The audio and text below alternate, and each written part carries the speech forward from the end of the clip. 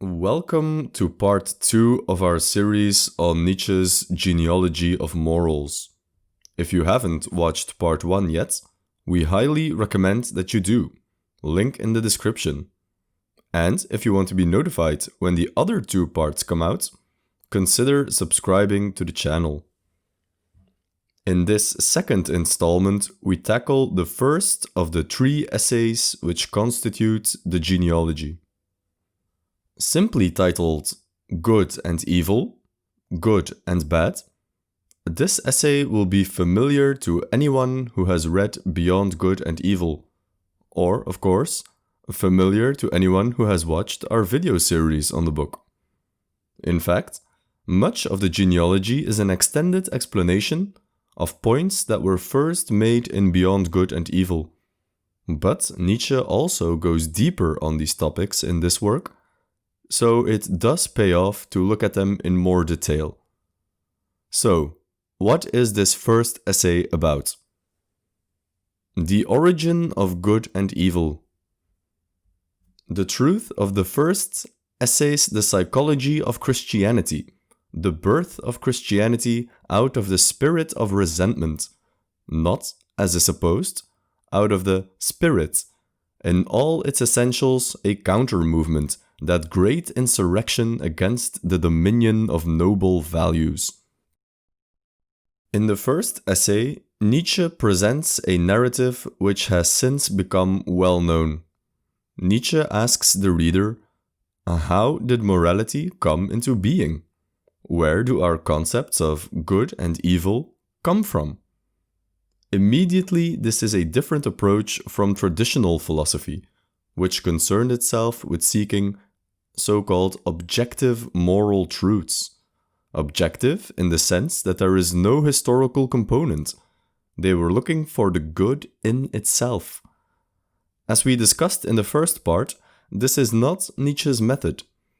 Nietzsche regards with suspicion all these metaphysical aspirations, as he calls them. Let's be realistic, Nietzsche tells us. Let's work with what we've got.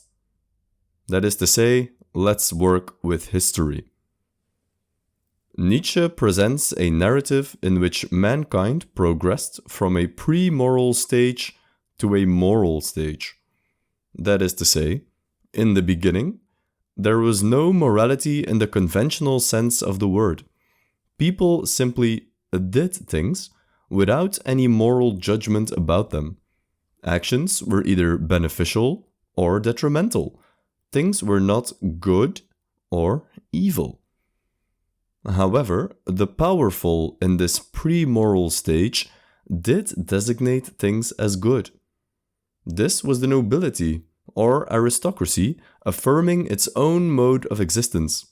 Simply put, whatever the strong did, how they acted, they themselves affirmed as good.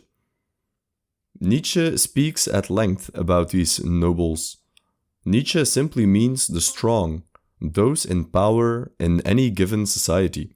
The strong were good and the good were strong. Take, for example, the ancient Roman and Greek societies that idolized war, strength, and masculinity. The judgment good did not originate among those to whom goodness was shown. Much rather has it been the good themselves, that is, the aristocratic, the powerful, the high-stationed, the high-minded, who have felt that they themselves were good, and that their actions were good. That is to say, of the first order, in contradistinction to all the low-minded, the vulgar, and the plebeian. It was out of this pathos of distance that they first arrogated the right to create values for their own profit and to coin the names of such values.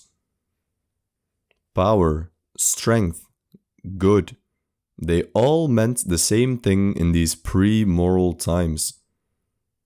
However, somewhere along the line, morality got invented. The slave revolt in morals. The revolt of the slaves in morals begins the very principle of resentment becoming creative and giving birth to values. A resentment experienced by creatures who, deprived as they are of the proper outlet of action, are forced to find their compensation in an imaginary revenge.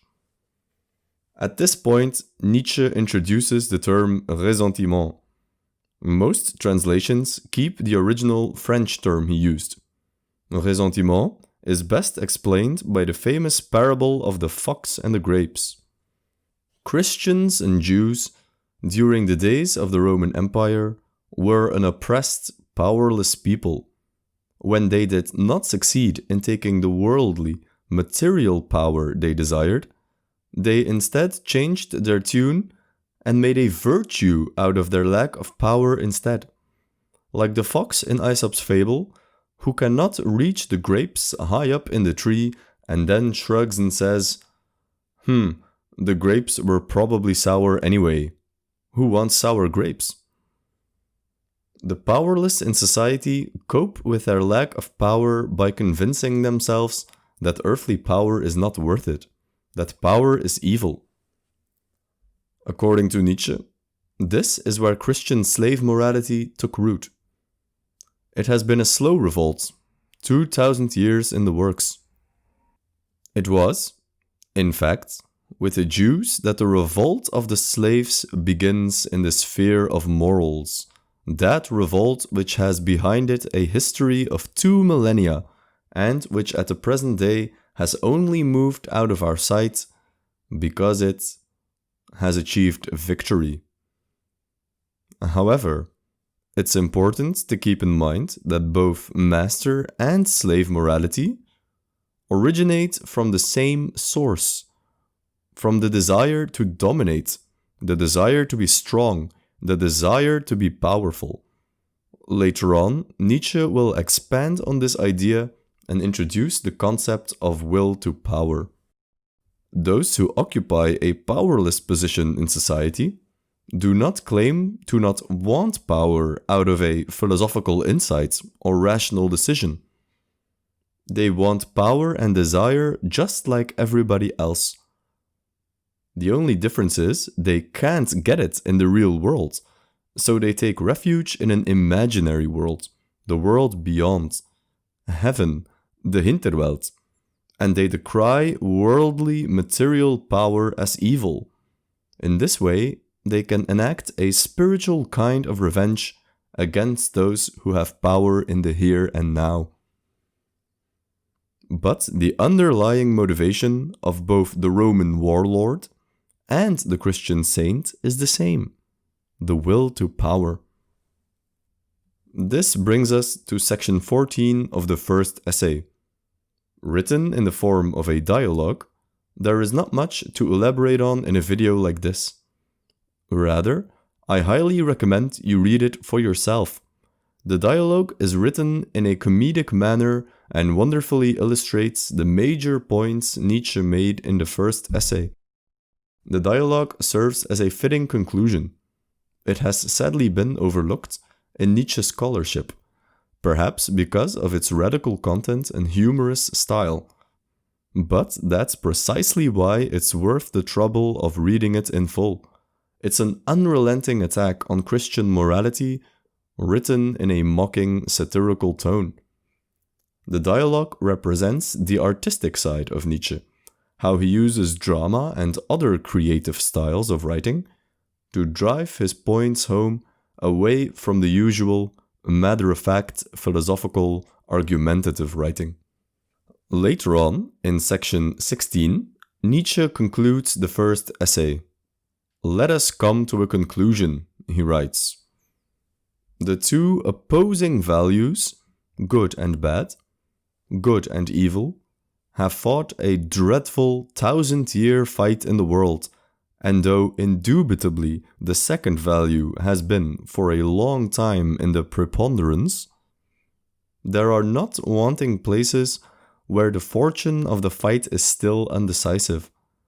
The symbol of this fight, written in a writing which has remained worthy of perusal throughout the course of history up to the present time is called Rome against Judea, Judea against Rome.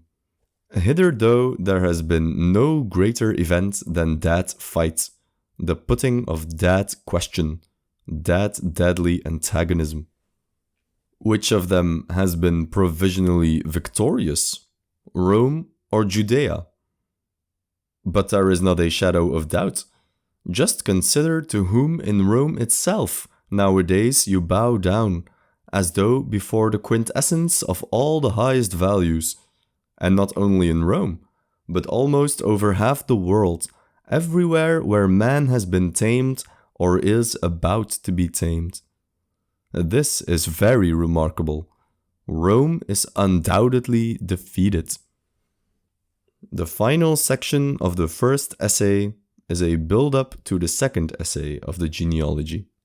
We will tackle that essay in the next video. If you want to be notified when this video is released, please subscribe and click the bell button. We will discuss the notions of guilt, conscience, and free will among other concepts in the next video. So stay tuned and thank you for watching.